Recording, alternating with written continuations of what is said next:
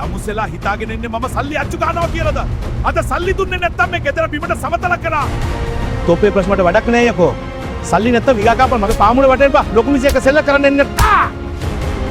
අනේ මොදලාලි මහත්තයෝ.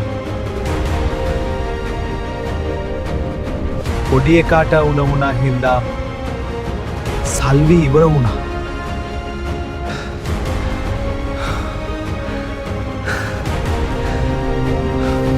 ඇයි තාත්තේ? එයාලා අපි පස්සේ එන්නේ. අපිට බලයක් නැහැ. මේ සමාජයේ සල්ලි තියන අයට විතරයි නීතිය. මේ මුඩුක්කු ටික එළෙව්වට පස්සේ හෝටල් ව්‍යාපෘතියට ඉඩ ලැබෙනවා. මට මේ මිනිස්සු වැඩක් නැහැ. මට ඕන ලාභය විතරයි. Who are you? Who let him in? Don't worry, Mr. Vikram. I came to discuss a deal. මේ හෝටල් ව්‍යාපෘතියේ අපසෙක් ගත කරන අයිතිය දැන් මගේ. ඒ කියන්නේ දැන් මම තමයි මේකේ අයිතිකාරයා. ඔබට සල්ලි තියෙන නිසා හැමදේම කරන්න බෑ. මම දන්නවා සෙල්ලම් කරන්න. ඔව්. ඔබ දන්නවා දුප්පත් මිනිසුන්ව පීඩාවට පත් කරන්න.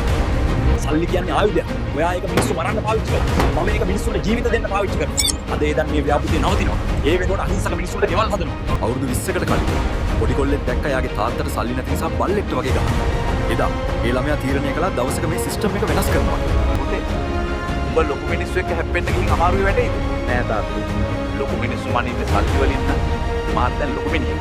අසාධාරණ රජයන ලෝකයක යුක්තිය ඉල්ලා පළක් නැත. ඔවුන් ස්ට්‍රොං විය යුතුයි ඒ යුක්තිය මිලදී ගැනීමට. ඒ බලය අහිංසකයන්ට පලිහක් විය යුතුයි.